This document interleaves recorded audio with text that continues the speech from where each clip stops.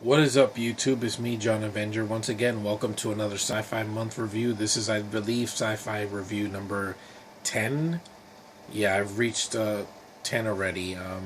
This is a 1979 classic by Ridley Scott, one of his first major mainstream films. And I wanted to do this review early so I can get it up before, at the afternoon because I'm going to go out later. And this is the classic theatrical cut version of Alien. Yep, one of the greatest sci-fi horror movies of all time, and Prometheus couldn't touch this. Alien, I saw this when I was a kid. I used to watch it on TV when they would give it on like Fox or like Channel 11 or something like that, and it would always be a film that got stuck in my head. I was like, wow, that movie is really intense and it still holds up today. I saw this movie last year with my sister, and I was like, wow, this movie still is scary. It's still atmospheric. Yeah, it's a slow burn.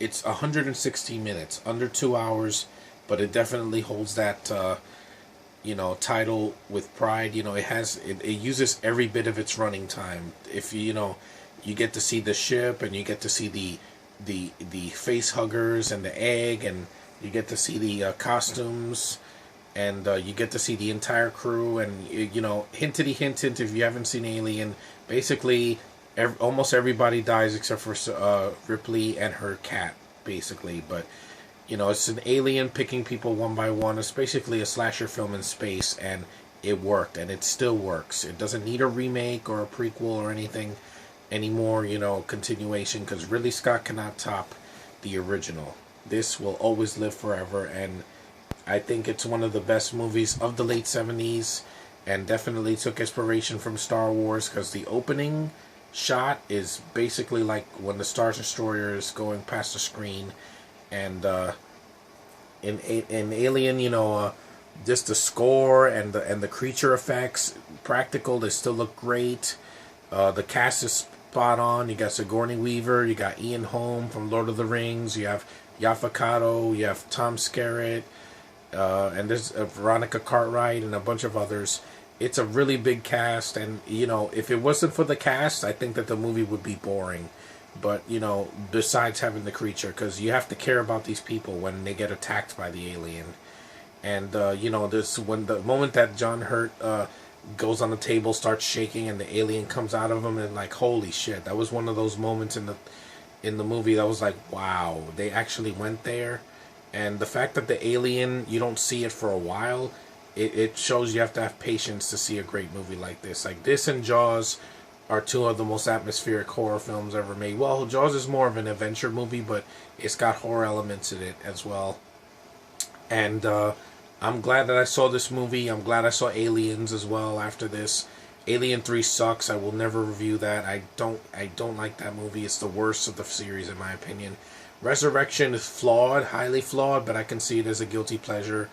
AVP is bad. AVPR I can see as a guilty pleasure. Prometheus I didn't even bother with, because you're never going to top this one. Let's face it. The atmosphere that just did things that no other alien movie can do.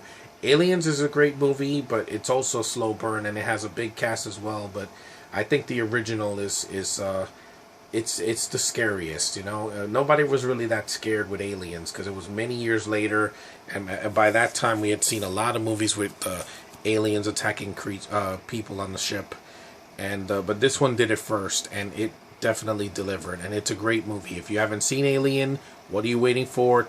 Take Prometheus out of your Netflix queue and just see the original. This is where it's at. This is the theatrical cut. I haven't seen the director's cut. I've heard it's a pretty good cut of the film, and I would love to see it one day. But the theatrical cut is a good version to start with, because it's a great movie. It's got a high rating on IMDb for a reason, because it's a classic. And Alien will live forever, no matter how many versions of the movie they do. And I will always enjoy the original. So, yeah, Alien is my my review for today, and I hope you guys watched the film. I hope you guys give it a chance. I know it's a very slow movie, so don't expect it to have wall-to-wall action, because it's not that kind of film. It's a horror film in space that has a slow burn, but once the alien appears, the film very picks up from there, and it doesn't slow down.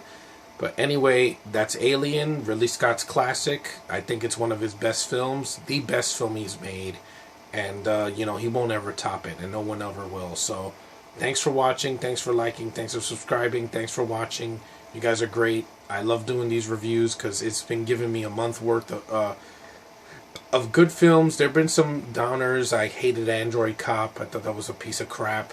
But there was some really good ones as well that I watched this year for the first time. So I'm glad this month has been worth it. So see you guys in the next one.